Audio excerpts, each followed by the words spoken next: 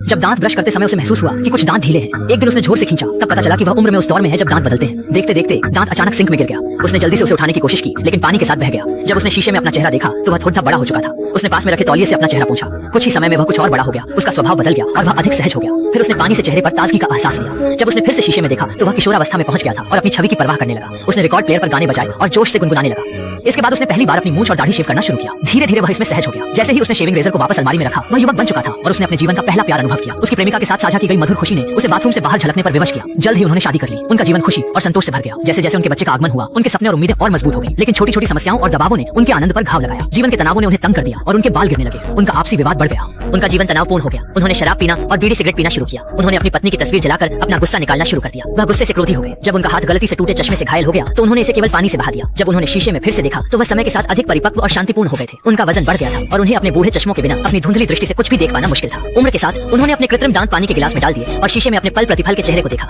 ऐसा लगा कि वह अपने सारे जीवन के उतार चढ़ाव को स्वीकार चुके थे। आखिर में उन्होंने अपना स्टिक उठाया और धीरे धीरे कमजोर कदमों से लाइट स्विच तक पहुंचे। उन्होंने बत्ती बंद कर दी, जैसे अपने जीवन को खत्म कर रहे हो। समय भागता रहता है, एक बार जो गया वो वापस नहीं आता। हमें अपने जीवन को और प्रत्येक लम्हे को पूरी तरह जीने की कोशिश करनी चाहिए।